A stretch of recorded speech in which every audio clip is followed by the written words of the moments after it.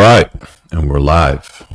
The 136th installment of Unplugged Alpha, just a little project that I've been working on top of the book, which you've probably already seen.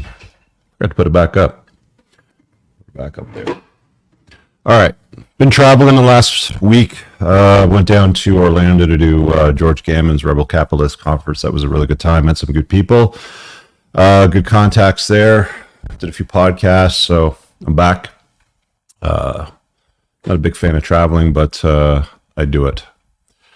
So we're talking about a thruple type of relationship in today's show. This is not a new concept. This is something that I went over in my book. They're generally, well, here, let me show you what they generally look like and why they're generally not a good idea. But I've got a really interesting post here that I'm going to show you. So this is what they generally look like. One gal, bunch of dudes, and that's generally what they look like. Now, this is a follow-up article to the original one where they talk about how they were all making it work and it was so good and it was the best relationship, blue. The follow-up article is while child abuse is more likely in a polyamorous home like the woman with 4 boyfriends. Shocker, she got pregnant by one of the dudes and the kid was abused by some of the other in the house. That's not what we're talking about today, but this is generally the way that they go. So if you guys have been away from your emails the last couple of weeks or you're not on my list, you should be on my list for starters, so you can get my 21 Red Flag chapter for free, which is below. We just launched a school on the school platform. It's called the School of Unplugging, and it's all the basics, all the standard sort of know-hows that you got to get your head around. There's close to 30 hours of video lectures. There's well-organized discussion boards. There's weekly Zoom calls. I'll talk more about it during the break before we get to the Q&A. But we had a post in there the other day, which the requester asked me to address in a video, which I think is probably worthwhile because those of you watching that might have had some experience, I think could chime in on this as well too. So it'll be interesting to hear what your thoughts or experience are with it. I'm not going to put it up on the screen because there's certain things that I've got to edit out to maintain his privacy. And let's get right into it. So he has a thruple dilemma between him, his wife, and a girlfriend. Now, this is not a threesome. This is not a I'm with my wife and then I'm with my girlfriend sort of thing separately. It's a three-way type of relationship. Neil Strauss talked about this in his book, The Game. Sorry, not The Game. It was The Truth about relationships. That didn't work out. Shocking, this one isn't working out over here either, but we'll figure out why in a moment. So let's go into his financial background, and then we'll get into marriage background, and then we'll get into the thruple story, and then the question that he's asking here. So financial background between them is he's 30-ish. His wife is older-ish. She is a licensed professional that makes good money, and he's an entrepreneur, also successful.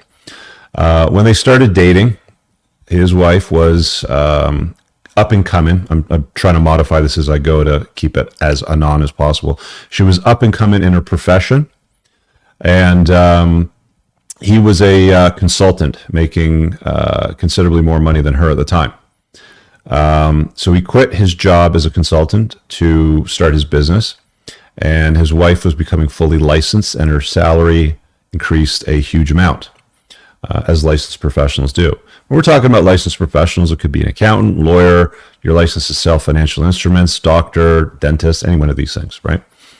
So he mentions this for a few reasons. One, because we both did well, we weren't sure who was going to do better, we set up a prenup. So they broke down how things were going to untie if the marriage didn't work out.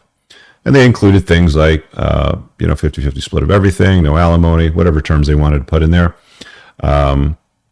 And inclusions, exclusion with assets, with business and student debt and all that sort of stuff. So they get married in 2021.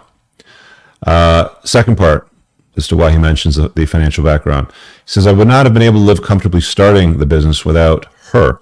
So she helped him get off the ground. She's never begrudged or nagged for the choice to take a pay cut and start the business. But even now, his business is doing real well. It's making well into six figures monthly. And even now, my business is making, they can't pay them. The business is making money, but they're not paying themselves as well as they were getting paid as consultants, put it that way. So here's a marriage background. So met wife in his early 20s in the States. They were friends, FWBs, friends with benefits for several months. Is my audio good, guys? Can you guys hear me all right? Just let me know in the chat. Mic sounds buzzy. That's not good. Is it popping off? Does it sound like bad buzzy? Let me just turn it down a tiny bit. I don't know what to make of the complaints about audio. It just seems to work sometimes, and other times it doesn't. A bit buzzy, maybe a little too close. Back it up a little bit. Anyway, so marriage background. Early 20s, friends with benefits, big career opportunities in the States, moved in together about a year after we met. Then they split up for a while because he cheated on her a few times and confessed, and after that he put in brackets, wrong move. She then cheated on me, got attached, and he ended it. That's usually what happens, right? You cheat on her, then she goes, I'm going to cheat on you to level the playing field, and then, disaster ensues. Still getting it. Sound is good. I don't know what to tell you guys. We met again a year later after they broke up, dated, moved in, and married. Prior to marriage, we had a pretty good intimate life, but it dried up almost immediately in marriage. Shocking, right? What do I keep telling you guys? Proximity is one of those problems with long-term relationships. You spend a lot of time together. The proximity of you spending a lot of time together can be problematic. Absence is what makes the heart grow fonder. Familiarity breeds contempt. All that good stuff. Anyway, she's not that interested in intimacy after they get married. I distinctly remember thinking during the honeymoon, this is not what I expected. This is a bit disappointing, but trying to make the most of it. Wife suddenly was no longer into kink and any of the other things that he liked. I'm not going to mention them because it gets a little too descriptive, but use your imagination. Stuff that he likes, she's no longer doing. And the marriage turned into unenthusiastic, transactional intimacy a few times a month. So there's a difference between validational intimacy and transactional. Transactional is she's just doing it to shut you up, right? Validational is she's going to text you on her way home and say, be naked for when I get there. Okay. Totally different set of expectations and results. Anyway, a few times a month. This isn't for a lack of trying on his part. I've bought Esther Perel's courses, toys, and anything I could to make it more enjoyable. None of it worked. There was one very notable exception. My wife is usually down for a threesome if I can pull it. So let's talk about the thruple. Not surprisingly, this thruple started as a threesome. This was a girl we met through mutual friends while on a big group vacation. First threesome happened organically at the hotel. It was such a good experience, we decided to keep going with occasional meetups for intimacy. Over time, we all felt like the connections were deepening, and with a group discussion, we decided to shift the dynamics to more of a relationship-like structure, forming an official thruple, a three-way relationship at this point. Starts out as a threesome, turns into a three-way relationship as they navigate it. And then he calls her our girlfriend. Would come to live with my wife and I for a few weeks at a time. We would reciprocate with long visits to her. Our girlfriend and I were getting closer emotionally and share passion for bettering ourselves. She was always been interested in my interests, my personal interests.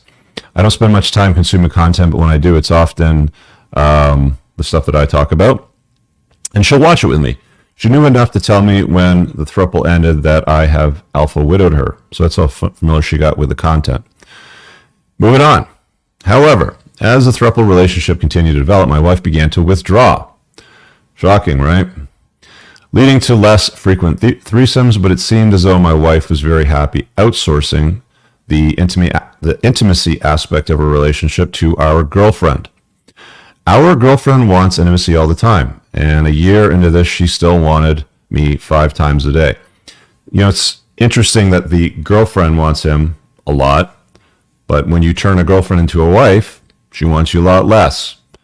Just making an observational statement of fact. It is what it is. He goes on to say, she's the closest thing I've ever encountered in real life to a nymphomaniac and will do anything or kink you can think of, and initiates a couple times a day, even a year into the relationship. I've been in enough relationships to know that she is way above the mean in libido. The thruple was a reprieve from the lack of sex in my marriage. We went on for exactly 1 year, but with my wife withdrawing emotionally from the thruple, it was getting very draining to keep going, with both girls becoming sad and needing increasing emotional management until it was easier for everyone to call off the thruple. That I ultimately pulled the trigger out of exhaustion. I've said many times, guys, dealing with women is exhausting. I get the draw or the appeal of having multiple women at your beck and call. Powerful men throughout history have done this, and it works sometimes, but for the most part, it doesn't work. Every example I've seen thus far doesn't have a winning model. I would love to talk to somebody that has a winning model. I'm going to talk about Casey Jones a little bit because I had him on for a podcast and put that on that Zoom on the email list. But I'll talk about that in just a moment because that's referenced in a moment. Out of exhaustion. Anyway, girlfriend is more balanced and domestic, not career focused, makes good money, as doesn't matter. All of us are pretty fit and attractive without kids and without significant medical or life complications, and totally financially independent. I do have a prenup in place with a wife, so not worried about any sort of transfer of assets or alimony maintenance, but will categorically downgrade income if I leave wife for girlfriend. My wife and girlfriend have remained on good terms through it all, talk regularly, and hang out in the same friend group. I also still talk to the girlfriend almost daily. So here's a question he has. Now that the throuple is over, I'm facing a dilemma. So the relationship with his girlfriend has become incredibly fulfilling on an intimacy basis, the best either of us have ever had. By the way, you do want to hear a woman say, this is the best I've ever had. This is a good sign. This is what you want to hear before making any kind of further investment or commitment, if you will. I was lucky enough to read The Game around the age 14. I guess he's making reference to the Neil Strauss book, and have a lot of options and intimacy, and have had a lot of options and intimacy. And this is by far the best I've ever had, and the connection feels stronger. On the other hand, I have a life and commitments with my wife, and I love her and her family. I've expressed my desire to fix my marriage before making any drastic decisions. And my girlfriend has told me to find her if I ever decide to leave my wife. This leaves me torn between the stability of life I've built with the wife and the connection I've found with the girlfriend. I'm fearful of losing that stability, but I also don't want to be trapped in a sexless marriage, potentially leading to long-term unhappiness. Both girls, I believe, love me very much and are good people. I love both of them back and consider myself a good person as well. I probably have more status with the wife. I'll probably have more intimacy and connection with the girlfriend. Right now, I exist in a half state with 1 foot in the marriage and 1 foot with the girlfriend. I need a plan. And there's some follow-up too. He's got a couple of photographs over here. They're good-looking gals. So the first thing I asked him is, what's stopping you from staying married and continuing to see the girlfriend in general? I mean, you've essentially had an open marriage, and why not leave it as status quo? He responds and says, that's essentially what we did for the last 3 months of the throuple, but in my case, it sucked. Both girls were continuously sad. I ended up being exhausted managing their emotions to the point I had to pull the trigger by ending it. I think it's so exhausting because the girls were happy with the throuple, but when the relationship between the two of them broke down and it became more of me dating both of them than the true three-way relationship, so it's like he's dating the wife and he's dating the girlfriend, neither was truly okay with sharing him emotionally. At this point, I've talked to them both okay with threesomes when I can pull it off, but not much more of anything outside of that. Could I use game and strong arm, a more open arrangement? Probably, but it wouldn't be the same unhappy stuff I found so exhausting before, where one or both the girls was sad all the time. I'm also in general more interested in growing the business than making game a core part of my day right now, as you should be. Chase excellence, not women, as it's been said, right? And managing the two of them was a big time-consuming effort for me. Given a thruple no longer sustainable, I've left trying to figure out what to do or who to choose. There's some useful feedback here by one of the guys in our community who said, I think your wife's genuine burning desire shifted to the man she left you for prior to the marriage and never returned. She gave it a shot to lock you down but couldn't keep the act up. While reading, I couldn't figure out why you wouldn't just untie the knot until I read this. Will categorically downgrade income if I leave wife for girlfriend. So he picked up on something interesting there.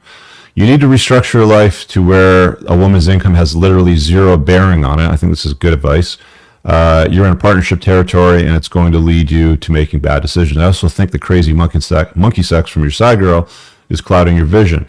You're a good-looking dude. You are at the very beginning of prime years. If you do the right things, you'll likely have even better options at 44 than you do today. And then he asks questions about, do you want children? If it's not happening with either of these women, I think you're unnecessarily complicating your life. Your focus should be on doubling your income so you are making more than when you were on his last job. Happily entertaining women without thinking about income. What did you say after here? Structure my life around partnership. I gave up a huge income to take a shot at a large tech company. Hang on a sec. But it's a slow process, and it largely because my wife, being a high-powered professional, allows me to walk away from $250,000 a year job without really feeling the damage. Okay. So he's basically not living off, but she's maintaining household costs while he's getting the business in a strong profitability. He's making good money, but it seems like all the money is going either back into the business or into expenses. I don't make nothing from the startup. The company does 8 employees. I pay myself. Oh, okay. He's actually paying himself $10,000 a month. His wife's making a lot more, by the way, significantly more. That said, in the company's history, there have been some months where he wasn't able to pay himself. Blah, blah, blah. What I find interesting is no GBD sexually, but she has huge desire to be married and spend time together. What about that? It all seems like on kids, I guess it's possible. I change my mind as I age, but right now, I definitely do not want children. All right. Well, he's basically asking in the dilemma, do I choose a wife or a girlfriend? I think the answer to this is pretty straightforward. You choose what's best for you. It seems like, as it was pointed out, the wife is there to help meet the financial obligations, and the girlfriend was there to help meet the intimacy requirements that he has. And he's not getting both in any one woman. It's been said you can have it all, but you can't have it all at the same time with the same person. Wise women will say this to unwise women. I'll give you an example. A woman that's like, here's my laundry list of 37 really important things that the guy must have. Be over 6'2", make a certain income, all this sort of stuff. A wise woman would dispense advice and say, you can have it all, but you're probably not going to have it all in the same person. Like, you're not going to get it all in the same place. So these thruples exist. They are exhausting. They're draining because women are draining in general. I had years ago, I had this gal, super attractive, and she announced that she was bi and that she wanted to, how can I put this out there so it's cleaner? She wanted to taste another woman. Okay. So she does some work, finds one, invites her in. We sit down, have a few drinks, so they're in a bar, see how that goes. And then when it comes to the evening, there's probably 3 hours. And she had this rule. And one of the things that I've learned from guys that manage multiple women simultaneously together, I'm talking about together, not independently. Like, spinning plates is just independent, right?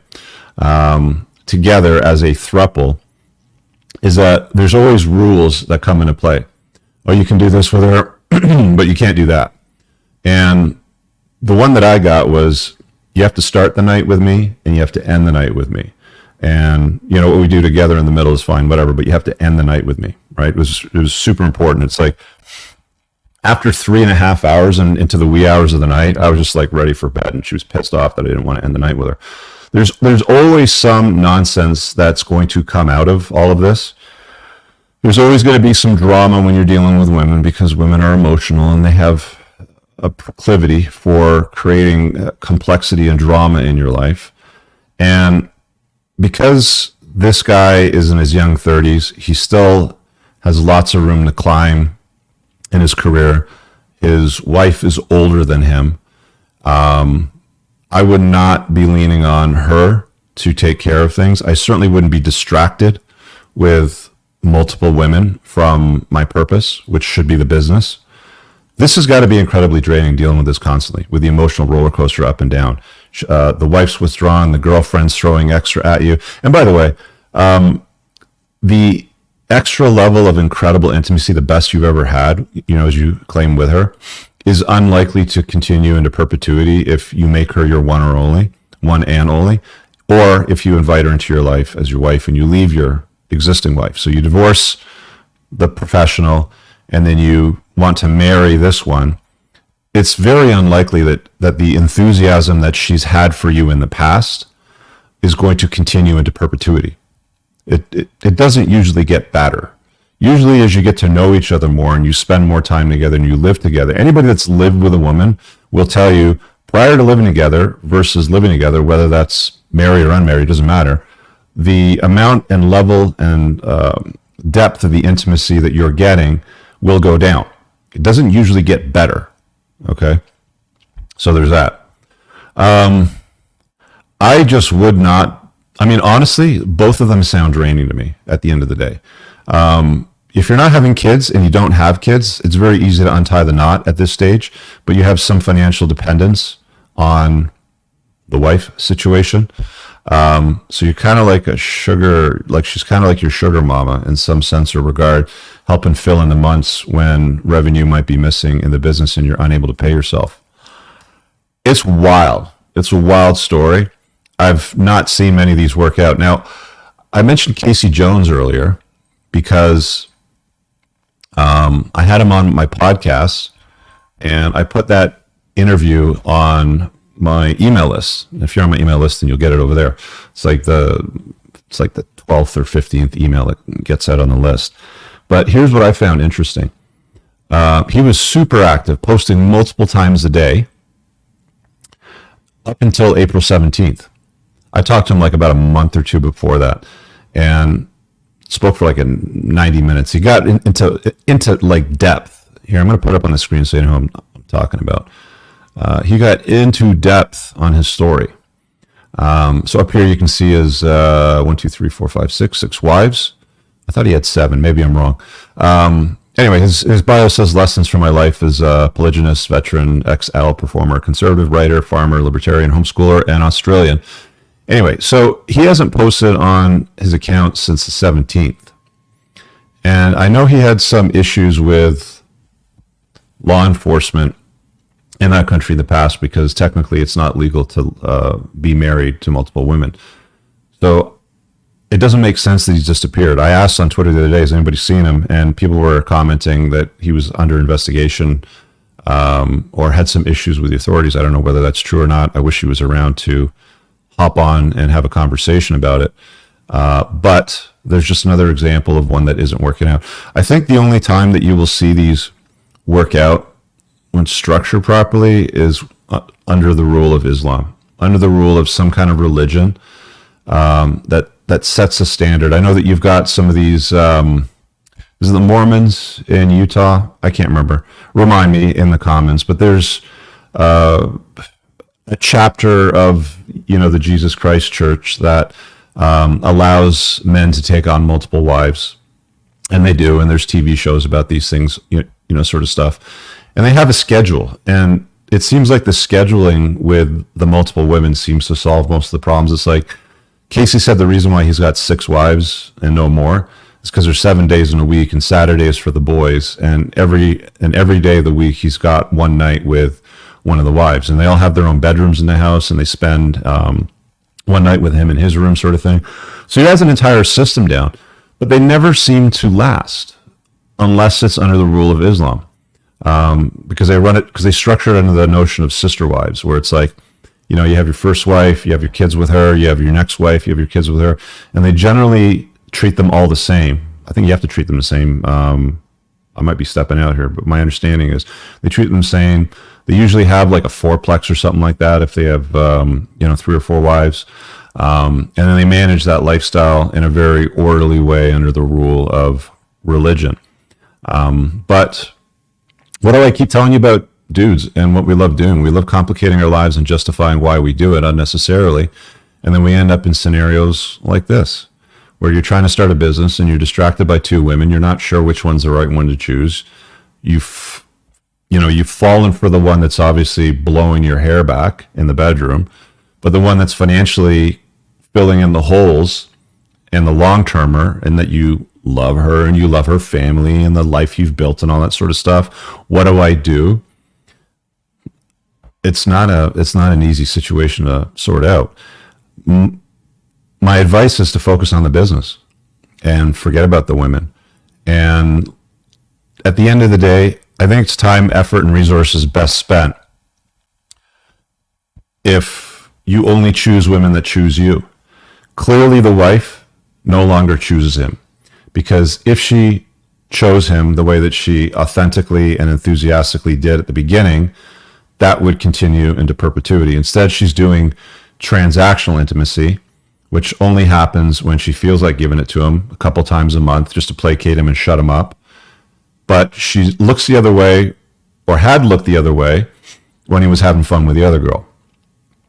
So you figured out. What's the answer to this? I don't have a straightforward answer, man, but this guy has some idea as far as what might look or work better. They don't seem to last over the long run. Anything that I've seen never seems to last in the long run. There's always extra drama because you don't do something to meet some requirement that they have along the way. And then it blows up. It implodes. Or the authorities are involved, or, you've broken the law somewhere, or. If you want, honestly, guys, if you want variety and you want to focus on your purpose and your grind, don't get married. Don't commit. Focus on your purpose and your grind. Spin plates non-monogamously. It's much easier to do then because you're in the dating phase. Only choose women that choose you. Let the cream rise to the top. Wait till she goes, where do we stand? Where is this going? And then make a decision from there on how you want to run it. You want to run it as a long-term relationship? Do you want to run it monogamously, non-monogamously? Closed on her end, open on your end, whatever it is you want to do. Decide then, but I wouldn't spend a lot of time or any more time thinking about this other than, why am I not cash flow positive in this business, making way more money so I don't need to stay in a marriage that doesn't serve me? Deal with a woman. I mean, the ideal situation would be the wife would just say, go have fun, I don't care. And be totally normal, level-headed, cool in a relationship, whatever. But there's emotional attachment, and then there's hissy fits being thrown on both ends by both parties. One of them says, if you ever leave, your wife, look me up, come and find me. The other one's obviously having issues with the whole thing, even though they pretend it's okay. It's a freaking nightmare. The whole thing is a total cluster block of a nightmare. Anyway, you guys throw some comments below for this one and let me know what you think. It's pretty wild. So let's do this. So the call-in link is already pinned in the live chat of YouTube. I see a couple of people here waiting to get in and ask a question. We'll do that in just a moment. Before we do, I haven't created a new mid-roll ad, so I'm going to wing this one manually, okay? Because I've got to do the recording. I'm not doing sponsored placements anymore from any other products. I'm only going to be mentioning the stuff that I'm doing right now going forward. It just makes more sense at the end of the day. So first thing I want to talk to you guys about real briefly before we start taking the call-ins is going to be the School of Unplugging. It's up and running. We've got 86 members. I'm going to walk you through basically what this looks like. There's a community tab, which I'm not going to show you all the details in because it's a bit of a privacy issue, but we've got tabs on general discussion, the intros, relationships, business, health and wellness, money, status, parenting, maintenance of the account, video requests, and that's it. So there's that. There's classroom modules in the School of Unplugging. By the way, this is a monthly membership. It's a monthly subscription. Let me just make this a little bit bigger to sort of walk you through it before we get to these Q&As. We've got, how many modules in here? 11 right now. We've got modules on unplugging, the basics, how to develop a masculine physique, appearance and style, your 6 main paths to wealth, how to master violence, bedroom Olympics, the basics of game, men's health and virility, especially as you're aging. I talk in this one about blood labs, what markers matter, sleep, bedroom fun as you're an older gentleman. There's a module on spinning plates and how to turn that into a long-term relationship. This one, by the way, is the lecture that I broke down into almost 4 hours of detail. So everything from the beginning through the dating phase, through the vetting phase, to the long-term relationship phase. We've also got a module on raising unplugged kids so that they don't get their minds polluted by the woke viruses that are out there. How to build a tribe. And we're going to be adding more modules as the months go on. I've also included the School of Entrepreneurship, which is hours and hours of material here from my flagship course, which unlocks after 10 months of membership. So it's got all the content in here with the bonuses, mindset, taxes, legal matters, insurance, ideal businesses to run, developing your network, dealing with government regulators, borrowing money, human resources, customers, building a list, all that good stuff. So you guys can check that out if you're interested. I'm going to skip members calendar. So calendar, there's several events on a weekly basis. The next one we have coming up here is the YouTube 101. I'm going to hop in on that call and provide some value as well. Moff's got one on the weekend on Sunday, which is just open Q&A. You can ask him anything. We've got one from a trading expert, full-time Forex commodity crypto investors, guy that helps you out with resume building. We've got this one over here on unlocking your social media potential. Spencer's real good with Instagram. He's been killing that there. Financial strategies. We got a whole bunch in here. So anyway, and then I'm not going to play the video, but there's kind of like an explainer video here, so you guys can check it out. That's on the website. If you just go to my website, and I'll pull it up over here to show you where to navigate from, you can get started right there. Go to community, and oh, no, wrong one. Why didn't that open?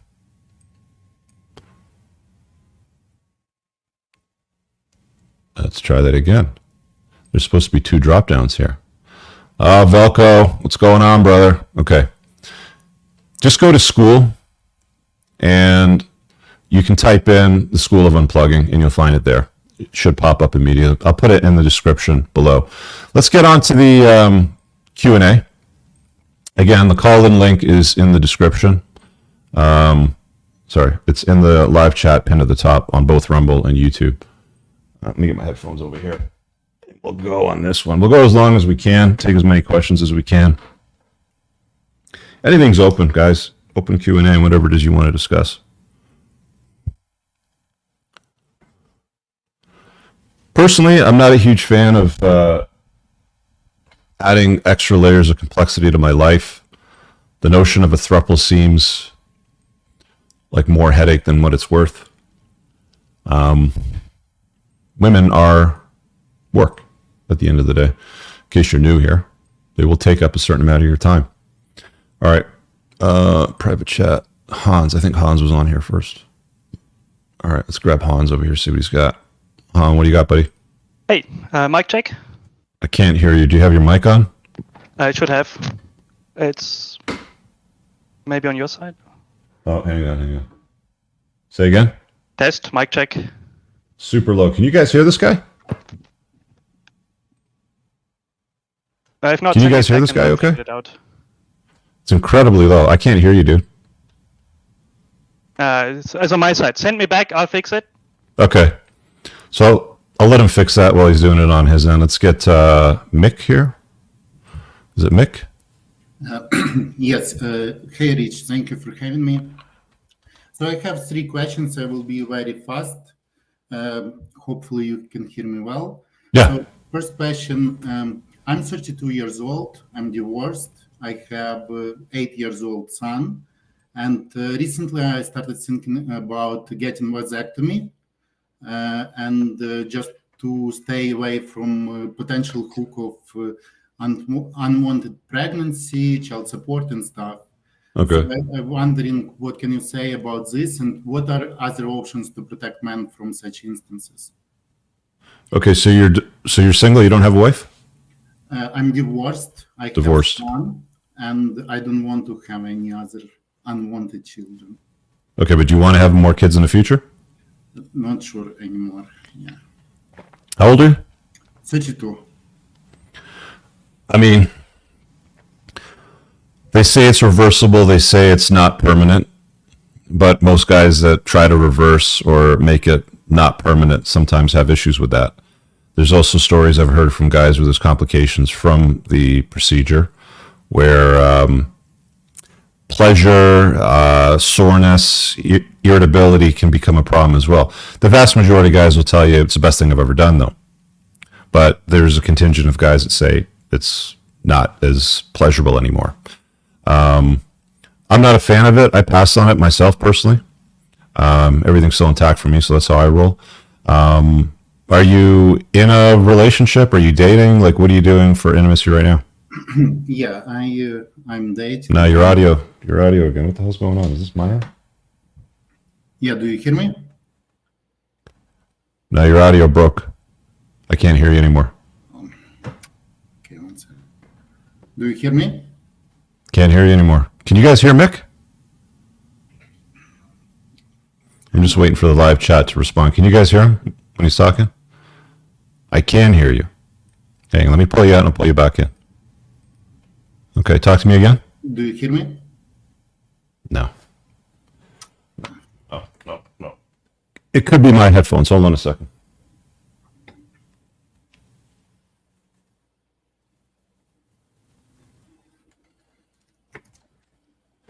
Switch over to the backups. Let's try this again. Sorry, guys. All right, give me audio. How is this? I can hear you now. Okay. Yeah, so I have relationships. I'm dating, but I don't want any other kids. I'm in Canada. I'm immigrant, as you can hear from my accent. Yeah. Canadian citizen already, but my son, I don't want to be having any risks of potential child support in the future. So I'm just thinking, like, how can I save myself? You know. Well, condoms seem to be the way to go for stuff like this.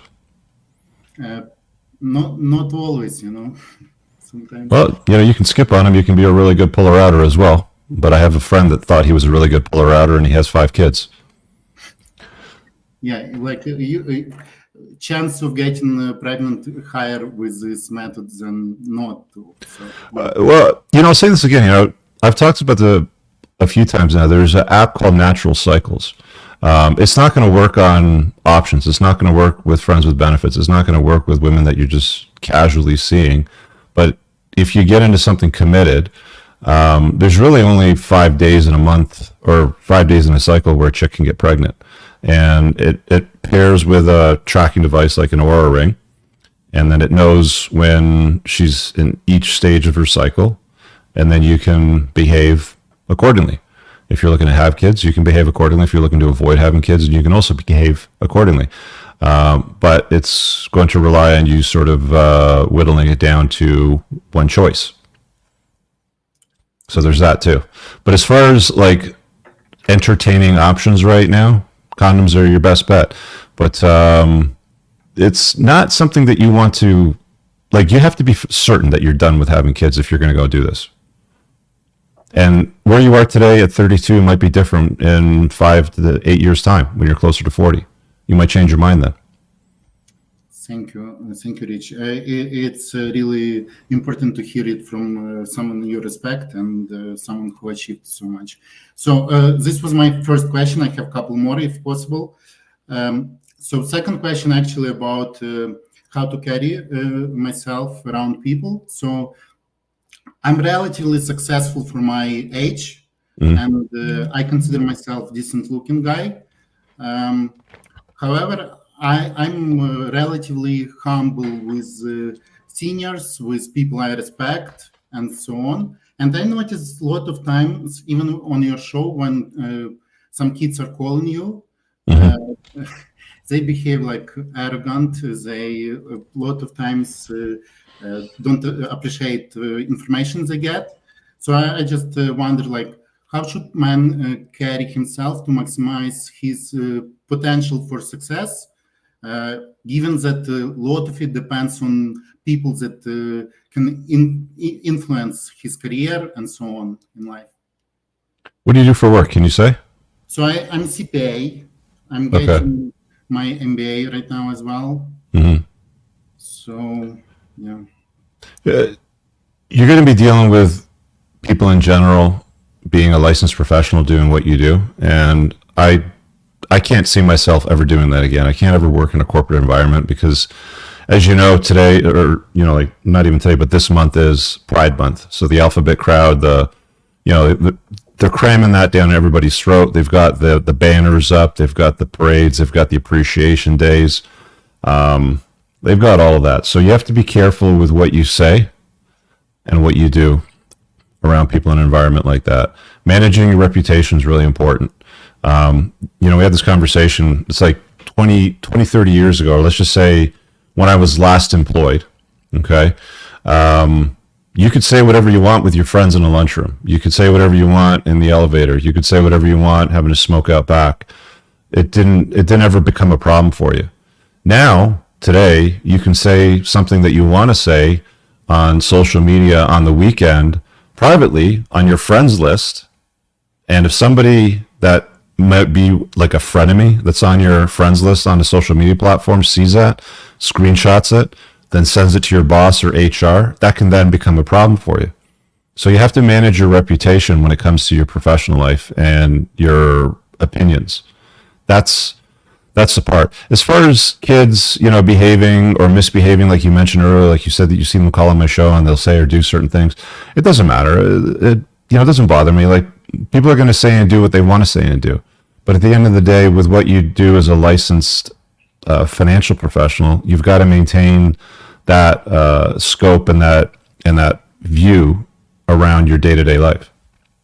So if I may ask, how would you prefer, let's say, if your subordinates or people that work with you behave because a lot of times they behave like they're equal to you, but obviously there should be some level of respect and subordination, So you're not going to have that as much in Canada. You probably had that where you came from. Where'd you come from? Which country? Ukraine. Yeah. You probably had a very distinct pecking order in corporations where you came from. You're going to have less of that here. People are bratty. They're entitled. They have opinions that they want you to adopt. If they don't like something you say, they basically want to hear their opinions coming out of your mouth. You're going to have a hard time enforcing your standard of work and hierarchy that you're used to from the Ukraine in Canada in a Canadian workforce. You're going to have to come to the realization, you're going to have to surrender to the reality that this is the world that I live in now, and that you have to operate within those rules. Okay. I'm not saying let them be disrespectful or treat you poorly, but you're going to have to be a little more mindful with the way that you manage it. I see. Thank you so much, Rich. Last question about your 10% community. I noticed some ads and I wanted to sign up, but it seems registration is closed right now or something. If you could explain how to sign up. Start with the School of Unplugging. I just dropped the link in the chat. It's got a community aspect of it. It's got 30 hours of video lectures that talk about a lot of stuff. And you gave me an idea since you mentioned that you have issues with the brattiness of coworkers. I'll probably include a module at some point, putting some thought into how to manage your colleagues, your subordinates in a workspace in today's woke environment, because I think that's probably an important conversation to have that I can add in there. But this is why I'm doing this, right? I'm taking these call-ins and I'm looking at these conversations for a reason, so I can put all this in a nicely organized place within the school. It also helps support the content on the channel. There's little to no ad revenue that comes off these days. It's totally throttled back. So if you like this and you want to support it, that's where I would start. Just go to the School of Unplugging. Sounds good. It's $129 a month right now. Thank you so much, Rich. Appreciate your help and insights. And thanks. Thank you. Appreciate it. Yeah, there's loads in there, guys. There's the calendar, which breaks down all the Zoom calls. There's a community tab where you can pop up questions like this whenever you need to. Check it out. Let's go back to Hans. Let's try that audio again. I can hear you now. I got you. I think it might have been my headphones. No worries. I usually assume it's my side. Now, I have a good question. Altruism. Can someone be truly altruistic? It's kind of like a lead-in. Can somebody be truly altruistic as a leader? What do you mean by that? Goals that are truly selfless. Let's go by the definition.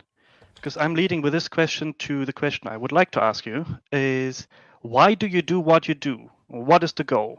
Like betterment of people around you, safer worlds, environments, like you can have your wife walk in the neighborhood.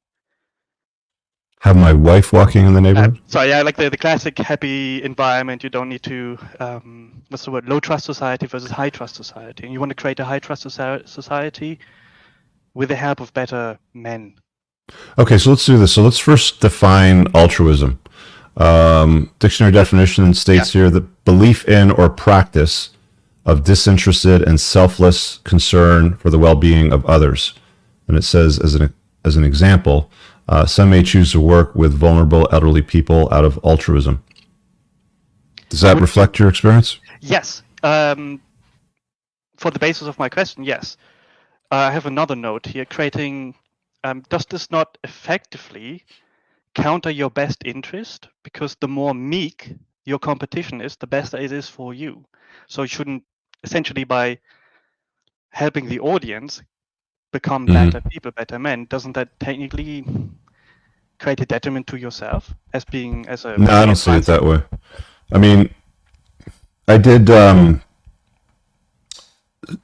Canadian debt settlement for 20 odd years before I did an earn out buyout and let my brother sort of take care of the business.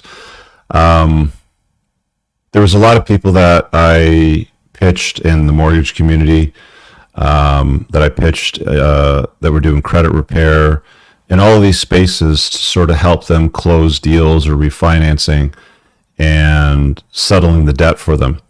As a consequence of being altruistic and helping these professionals close more mortgage deals or make more money in the regular, line of work, there was a contingent that wanted to try to replicate what we were doing and copy our business model.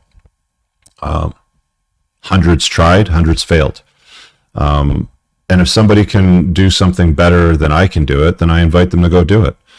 I'm not worried about competition. I'm not worried about, people stealing secrets. Like, there's nothing that secret about what I talk about. It's stuff that I've come across as a byproduct of experience in life and struggles and chaos and deal with all this shit. Like every time I deliver a talk, like when I was in Orlando last week and I did my talk in front of the audience, there's, a couple hundred people in the room and everybody said the same thing. I wish I knew this shit 20 years ago.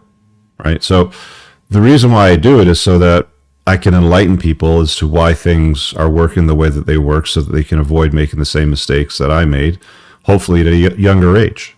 If they can figure this out at 30, it's better than figuring it out, 20, 30 years later. You see what I'm saying? Does that make sense? Yes. And would you classify that as a altruistic motive for yourself for teaching this freely? Like all the YouTube videos we get to enjoy? There was a selfish component to it at the beginning, if I'm being honest. Dr. Orion Taraban pointed it out when I had him on my podcast. He said, I could tell that you were literally trying to work things out as you were recording videos when you first started your channel. So there was the intent to entertain and educate. But if I'm being honest, I think there was a selfish component where I wanted to hash out ideas and be held accountable to an audience that was consuming it. And I proved the point. I proved that on a balance of probabilities. And when I work on a balance of probabilities, I actually work on a very strong balance of probabilities. Like balance of probabilities basically means like 51% of the time it's going to be true. I'm saying like 85% of the time that I talk about, it's true, right? So I work on a strong balance of probabilities when I talk about stuff. I'm not accurate 100% of the time, but more often than not, I'm very correct. And a lot of the stuff that I talk about is very useful, and guys get value out of it, and they're thankful for it. And as a result of that, they buy my book, or they'll share my book, or they'll forward a video to somebody, or they'll join my community like the School of Unplugging and help support the creation of content, or they'll buy the supplements, for example. So there's a payoff for giving away useful information. It's still a business for me. Obviously. And why not? Yeah. I kind of feel like I would be laboring the point to bring it back, but is this technically still an altruistic endeavor because you have, let's say, ad revenue? Why are you obsessed with altruism? It's just a concept because I enjoy your content, and I was wondering why do you do it? Like, can I trust the message? Maybe it's the ulterior motive? Kind of like. Oh, I see what you get. So yeah, so there's this notion that Rich Cooper's a snake oil salesman. For example, yeah, and trying to figure out why are you pushing this and what's the catch? Well, I mean, 99% of my content is free. Like the vast majority of the videos that I put out is totally free. It's on the internet for anybody to enjoy for free. Generally speaking, though, with businesses, you give away why and then you sell how. Okay, so I can use my flagship course, the School of Entrepreneurship, as an example. I can give away why you want to do these six things, which will be a proven path to wealth: licensed professional, high ticket sales, influencing, STEM, entrepreneurship. And then I sell how to set up a good business as an entrepreneur in the School of Entrepreneurship, which is also included in the School of Unplugging. So there is a business model to this. You talk about why things are the way they are, and then you can sell the detailed how to do certain things. And if you don't want to buy the how to and sit there on the other side and cry about Rich being a snake oil salesman, I don't give a fuck. I've got the proven success track record. I have the money. I have the clout. I've not had anybody come on and break something down and say, well, you're categorically wrong for all of these reasons. Yeah, I love to see that. Like you ask people to do that, and I've been asking for years. I get these haters that are like, "Oh, Rich is a snake oil salesman," or they hate on me. It's like, okay, well, what is your solution to a problem that I've addressed? Come on my show, call in, and provide a better solution to something that I've talked about. It never happens because everybody either doesn't have a better solution or they're pussies. No comment. Definitely agreed. Yeah. One last closing question. I realized I catch usually your clips. I don't watch the full podcasts. Sure. And I saw you had some clips on F&F podcast, and the feedback has been quite negative about it. Like, why would you associate with those? People were asking or throwing your motive, slogan, mantra, one of these words, back at you, where you say don't associate with losers or people who do associate with losers, like the second degree. Well, I didn't go out of my way to do these podcasts. It just so happened to be that George asked me to speak at the Rebel Capitalist Conference, so I put it on my calendar. People have been asking me for years to come down to Miami and Fort Lauderdale to do their podcast, so I included it as part of my travels. Do I agree with many of the guests that they've had on or want to associate with them? Fuck no. And I'll give you a very clear example.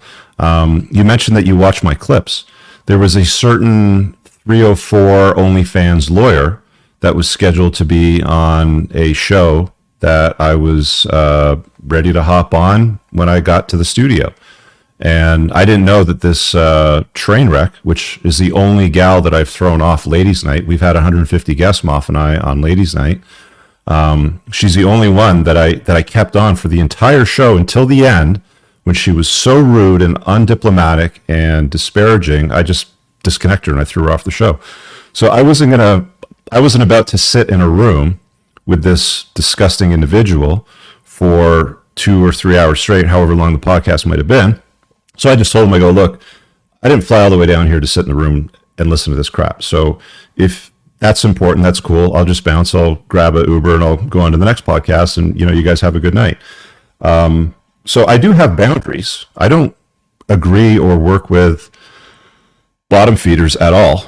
I think that having dialogue and conversations with different people that you may not necessarily agree with everything on is important, and it also sets a precedent for your professionalism and who you are as a man too. So it improves the caliber of the conversation in the room. Does that make sense? I would follow along, yes. Yeah. Oh, you can still hear me?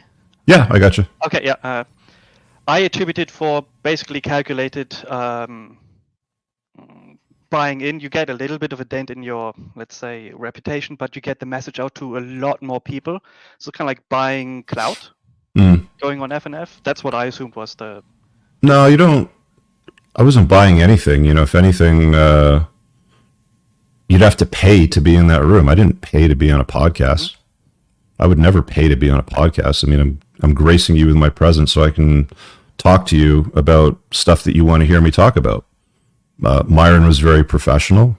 Adam was very professional. Fresh too. Moff and I had a good time. That's great. I got my answer. Thank you, Mr. Cooper. And I'll vacate the room. All right. Thanks, man. Bye-bye. All right. Guys, again, the link to call in if you want to ask a question is in the live chat of YouTube and both Rumble as well. I'll grab the link again and drop it in the live chat here on all. Call in and ask a Q. You can bring anything to the table. If you're a hater too, what's your grudge, man? Let's hear your solution to a problem that I've addressed.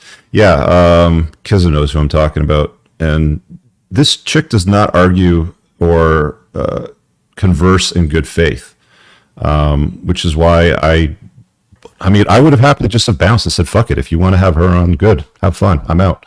That's just how I am. I don't need it.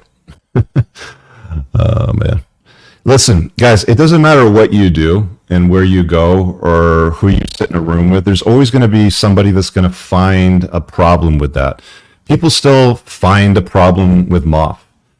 First it was Moff's too fat. Then he's lost the weight. So now they'll make up some new shit, like, whatever it happens to be. They're always going to find a problem to have with you. People are always going to find a problem to have with me. I don't care. If you don't like me, don't watch it. When I come on to the internet and there's a video feed and there's something that I'm watching and I find it disinteresting, a stupid conversation, maybe even a podcast host that I like I think Joe Rogan and probably PBD are two of my favorite podcast interviewers. And there's been many a times where I've seen somebody on their show and I'm like, I don't want to hear it. I don't like this guy. I'm going to skip it.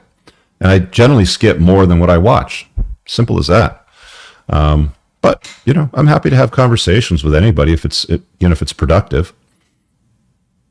Yeah, exactly. And all this chick does is advertise her OnlyFans. Like, she just shows up with all that skin showing, the really bad arthritis, like I like to, and selling an OnlyFans just to argue and debate. And loser guys will throw money at her. So, I mean, do it if you want. It is what it is. I don't have anybody waiting to hop in and ask any questions. So if you guys are done, I am good. I got stuff I got to do. Let me just check the chat real quick here, see if I've missed anything. Yeah, Moff was heavier. Like, he was about 250, 255 when he first came on. And rightfully, he got called out. And he rightfully understood that there was an obligation to excellence. I always call guys out in my inner circle if they're not pulling their weight. And he's a badass, man. Like I like traveling and doing stuff with Moff. He can throw hands. He's good with his spoken word. He's impeccable with his word. He does a great job managing the communities. I don't understand what the problem is, right? But again, people will always find reasons to pick at you, like you're missing something, or who you sit down at a table with, or why did you give these people clout, or they gave you clout, or whatever it happens to be. I could be on the Joe Rogan podcast next week, and somebody would find a reason, to complain about that. It's like there's always some bullshit somebody has issues with, right? It is what it is. It happens. Oh, Hans is back. You're back. Yeah, I saw you had no one else calling, so Trophy wives, eh? Yeah, I had another thought that I thought maybe it would be also good content for you.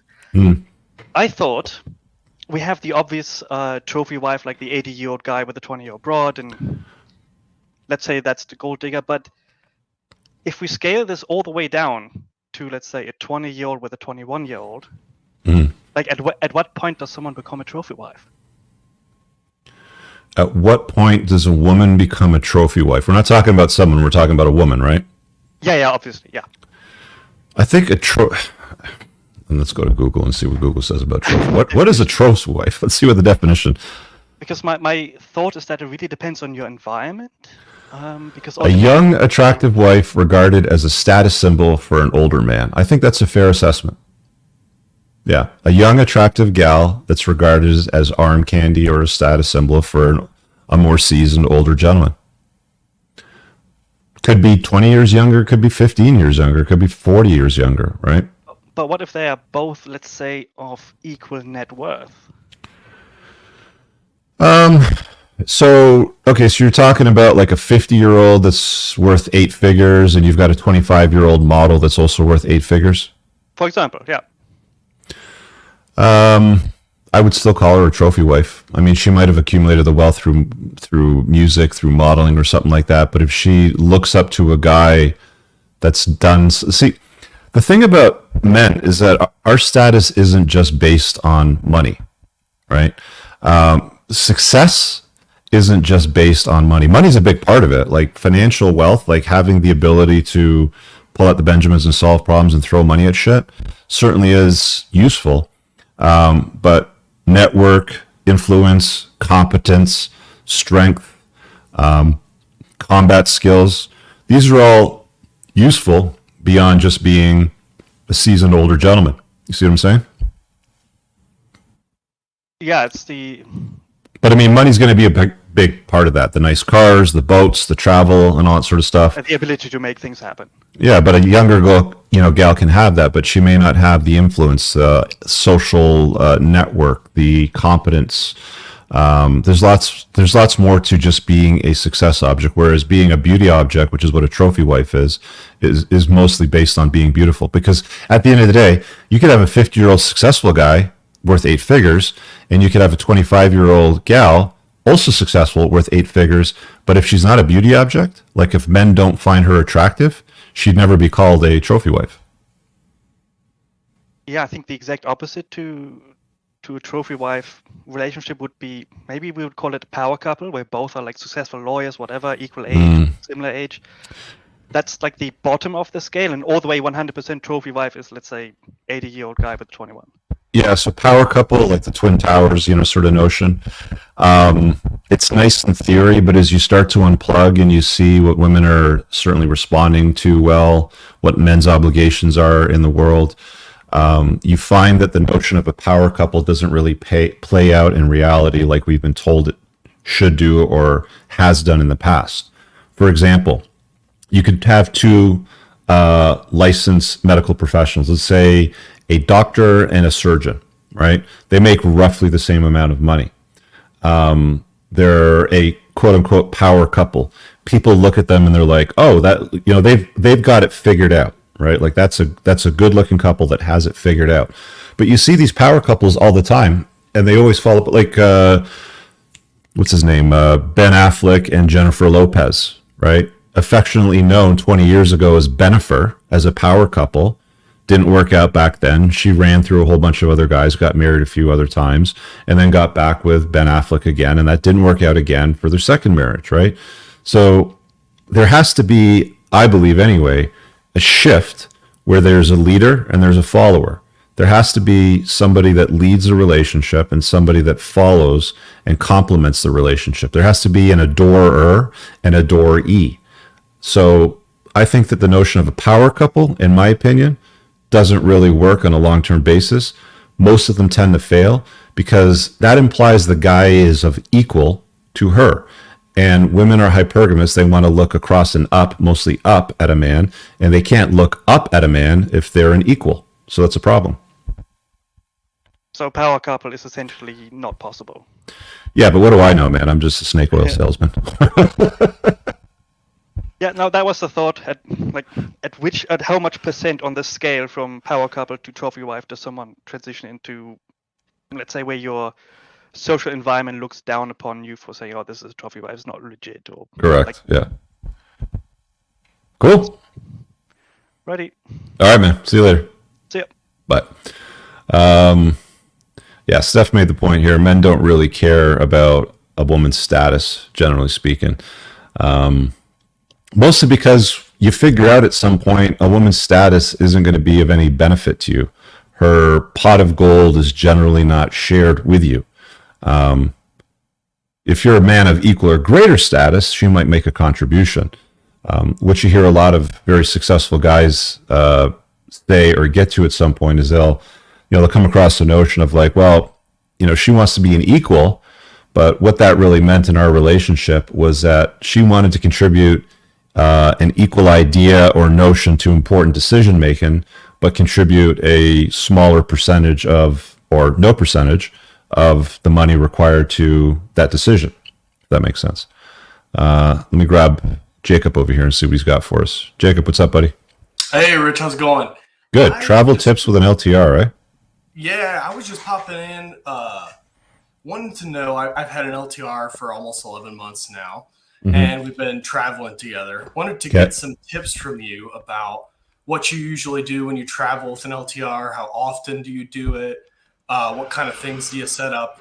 It's been going pretty well. Usually try to take her for some thrilling stuff, some off-roading, jet skiing, stuff to get the blood pumping. But yeah, just want to know if you had any tips around that. How old are you? 28. How old is she? 21. What kind of travel do you guys usually do? You said just locally, like jet skiing and four-wheeling? So, yeah, four-wheeling, off-roading, usually a road trip, but we've flown 2 times, I think. Okay. Who ends up paying for the flight? I'll usually pay for the flight, and she begs to pay for some of the meals and stuff, but she makes a small fraction of the money that I do, so I usually don't put it on her. Do you get paid well? Yeah. I mean, look, man, if she's an LTR and she's a compliment to your life and she adds value and she's doing useful things around your home, i.e., there's a pile of laundry, she doesn't walk by it, she takes care of it. I.e., you're busy working, maybe you've got a Zoom call and she comes over a bit early and prepares dinner for you and cleans up. That's great. Take care of the ticket, take care of the meals. And then just say, if you want to make this easier for me, go to Airbnb and take care of booking the accommodation. Find something that you like. If you want to contribute something to it. At least that way she feels like she's throwing something in it. Because she's younger, she doesn't make quite as much money, but you're still, taking care of the bread and butter. Some guys say, just go 50-50. It's like, look, man, you can do whatever you want, however you want to run it. If you guys are a power couple and you're equal, then you should probably go 50-50 on stuff, right? But if you're the guy leading the relationship, it's kind of your obligation. Like when the bill comes for the meal, you shouldn't be looking at her being like, hey, do you want to get this one? For me personally, I don't think that that's a good look, especially when you're in the dating phase, especially. There's been times where a gal will be like, oh, I want to take you out to celebrate your birthday. Well, I'm not going to pay for dinner on my birthday, right? She's offering to take me out. I'm not going to fight her on it or run off and, pay the bill when she goes to the bathroom or some shit like that. But you can manage it the way that you want to manage it, that you see fit. But I wouldn't let her pay for the meals. I would definitely be taking care of the meals and have her do something else simple, like take care of the accommodation. But make sure she's useful in your life between the trips. like I said earlier. Right. Yeah, 100%. And that's, whether or not you're traveling, you got to make sure that stuff's squared away. Yeah. Any destinations you'd recommend that you've had a good time with, or like, how often do you usually travel? I like doing, so for me, I like doing like road trips a lot of the time because I love driving. So last summer I went to Italy, and we did, I can't remember if it was 2 or 3 weeks, but did a ton of driving, like almost 3,000 kilometers. So I took care of the flight, I took care of the car rental and the gas, and a lot of the times the meals and food. And her job was to take care of the Airbnb bookings. I'm like, we're going to go in this loop, so book us some nice places in these cities. And she did a good job at it, right? Like, you got to give her somewhat of a task, to do something, right? I'm not going to expect her to drive the car. I'm not going to expect her to pay for the car rental. I'm not going to be like, oh, I got the last fill up, so you fill up the tank this time. But I have that luxury, right? Because, like, I've done the work. I'm an older guy, so I've got more money now. Yep. Right on. Make sense? Yes, sir. That's all I got for you. All right, man. Take care. All right. All right. Again, guys, if you got a question, you can pop in. The link is pinned at the top of the live chat on both YouTube and Rumble. Let me grab Kiz over here. Women versus tree. Yes, Rich. Sorry for the boring title and question, but it has been doing the rounds recently on social media. Oh, is this, would you rather share your feelings with a tree or with a woman? Yeah. I just thought, you know what? Since it's social media and Rich, you love to talk about the current trends a lot. Yeah. Let's have it, yeah. If your dog dies, if your mom or dad dies, you can have that conversation with your gal. Anything else, talk to the tree. Yeah, and I don't think a lot of the ladies on social media understood why men would pick the tree, even if you gave them the exact reasons. Unlike certain ladies who we have in the audience. I think most men would probably pick the women because they're mostly plugged in. It's only the unplugged that will pick the tree. Because guys have been told to emote and share their emotions and be more vulnerable with women, right? Oh, yeah. Until you do it, in which case the nice... And then it backfires. Yeah. And then it backfires. And then she, 3 months later is like, hey, remember the time you were crying about that bullshit, you pussy? Yeah, I mean, I could be vindictive and play that same game with them. Yeah. But yeah, that's just a fun question, Rich. I did want to ask, since you did appear on both Fresh and Fit and the other podcast, I forget. Not Saucecast, yeah. Well, how did you find both of them? Since I know, you wasn't really interested at the time appearing on other people's shows. Yeah, I don't. Podcasts. Like I said, I didn't go out of my way to go on the podcast. I was already down there doing that speaking gig, so I just added an extra day before to go do it. Like I said, I found Myron and Fresh very pleasant, and like they're real in person. It seems like the Valuetainment Saucecast is more orchestrated and structured. It's more like reactionary to, there was this that trended and somebody said this and what do you think? And then it's like, they'll sort of move through all those steps. So it's a little bit different of a setup, but enjoyed them both. Yeah, because the Saucecast thing, when I caught your clip on there and what's his face, the host, talking about Destiny, I'm just like, dude, stop trying to suck Destiny's penis, all right? The dude is not intelligent. Well, idiot. He is, he really is a glorified idiot, and I called him a clown on the show, and I would tell him that to his face. I think he's a clown. He just, he's that kind of guy that uses bullshit to baffle brains, and then he uses big, expensive words with explanations that often don't make a lot of sense. Like, the example they showed me on the show was, what is a woman? It's like, dude, if you can't define a woman, you're a clown. It's like, well, would you debate him? Like, debate him on what exactly? Why would I sit and debate a clown? Yeah, honestly, I dealt with him once on Discord. And trust me, I've never dealt with someone who was so... he was he was a prime example of someone who is ideologically possessed, who doesn't want to deal with reality. And I'm just like, dude, it's not complicated to say adult, human, female being. Yeah. And if you start asking me questions about what all those words mean, I have the definitions right here if you want to play that game. Yeah. Because he said the same thing on, I think it was the Iced Coffee podcast, where someone asked me, what is a chair? I'm like, dude, You have dictionaries. You have access to dictionaries. And you have to Yeah. pick any of them and see what they say. And then Look, you have to he's a podcast guest that's going around like crazy, right? So if that's your goal to get on people's podcasts, oh, we lost him. But if that's your goal to get on people's podcasts and say, wild things, then he's the man for you. If he's a man, if you can call him that. But my time is limited. I'm a bit more discerning in the spaces and rooms that I want to hang out in. And if I don't want to hang out in your room, I don't hang out in your room. It's as simple as that. Oh, hang on. We got him back here. You good, sorry, man? Yeah. Sorry. I accidentally backed out of the link. Sorry, yeah. That's cool. Yeah. Honestly, I'm sorry. Like, people try and claim, oh, Destiny's like authentic. He's a good debater. He's not a progressive. I'm like, no. The guy is a blatant progressive. He's literally the source of so many cancerous people on YouTube. Like, don't give him an easy ride claiming, oh, he's quite moderate. No. He's the start point. And the people you claim is worse, he literally invented them. Like, if I had to use a historical example, he's Lenin, and the people who came after them are Trotsky and Stalin. Harsh, man. Hey, you say it. Hey, I'm sorry, it's true. And also, I'm not sure if you saw this clip, but I remember this was going viral about 6 to 9 months ago. He tried accusing everyone who's red-pilled who wants 19 to 20-year-olds, branding them as the hard P. Yeah, that's a strategy that the folks that don't understand the intricacies and the details will use. It's like, oh, you're encouraging degeneracy, or you're encouraging pedophilia, or you're encouraging. They'll just make up shit. Oh yeah. That I personally laughed at. They're idiots. They're idiots. No, if you can't see it, then you're an idiot. You're a clown.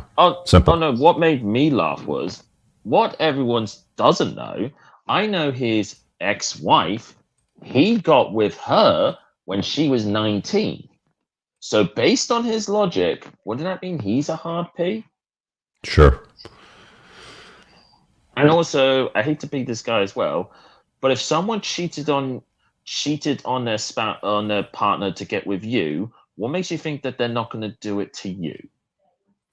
There's a lot of flaws in the logic that I've heard him use, and I just stopped listening. Like, if I'm scrolling through my feed and I see, oh, Destiny is on with this person, I may like the podcast host, but I'm not going to listen to it because he's not going to improve my life or add any value. He's just an idiot that rambles on. So I just move on past him. That's what I encourage you guys to do. Is like, okay, you don't want to get wrapped up in like the drama and let's dissect every little word that he says. Who cares? You've identified, you look at it and you go, that's an idiot. I'm now going to walk around the idiot and not engage in it. No, for sure. Like, I've been helping educate people and say people who may like him, like, no, the dude's an idiot. Stop engaging with him. But not just that, but like you said earlier about certain podcasts you like watching, like Joe Rogan, there's plenty of shows I don't watch Joe Rogan on because either I don't know the person or I'm not interested. Correct. But there's quite a few who I do like. Me personally, I love the whether it's like ex-WWE stars because they have great stories to tell, or it's certain. Oh yeah, the fighters, yeah. Yeah, like the craziest one actually. I was going to say I would highly recommend anyone watch is the one with Diamond Dallas Page. Okay, I haven't seen it. Okay, yeah, that one I would highly recommend because he shows off a video he did of where Dallas helped. That's a WWE character. Yeah. Well, his name's. So for me, I know that WWE is acting; it's not real fighting. So I'm not even interested in watching that because it doesn't scratch an itch that I have. Right? Like I have a hunger for knowledge on reality type of situations, and he might have some insight on behind the scenes or how the world works or any of those things, but it's just not a good use of my time. So for that, for those reasons, it would be a pass for me. Yeah, but the only thing I would say, potentially change your mind, was it was more about his life story before he got into the business. But also spoke about what he did outside the business, discovering like what he calls power yoga and how he's helped people get in much better shape. And also he spoke about techniques he learned about staying in top tier shape, like creating a cryo chamber where you stick in like a coffin with pressurized air. I mean, I'd rather listen to Huberman about stuff like that, or Dr. Rhonda Patrick, or Peter Attia when it comes to biohacking stuff. That's true, yeah. But I mean, for someone who's in their mid-60s, who's an alcoholic, who's more flexible than even big yoga people, I say it's pretty impressive. But that's obviously me, of course. Obviously you are slightly different. All right. Sounds good, Kizza. Appreciate Good chat. Thank me on again. Yep. Take care. Take care. All right, guys. I think I'm going to wrap it up on that note. It's been a good, it's been a slice doing this one. Comment below on the notion of a thruple. Have you ever found a way to make it work? Do you have any experience in it? If you're somebody that has found a way to make it work, reach out to me. My email is on the about page, and if you have a story to share, I'd have you on to talk about it, because again, I just don't have strong examples of it working on a long-term basis. The last one that I had was Casey Jones, and he went AWOL, and people are saying it's because he's caught up with the authorities because of his lifestyle choices. I don't know. I mean, I hope it's not. He seemed like a squared away, interesting guy, so we'll find out within time. Anyway, have an awesome day. See you guys later. Peace out.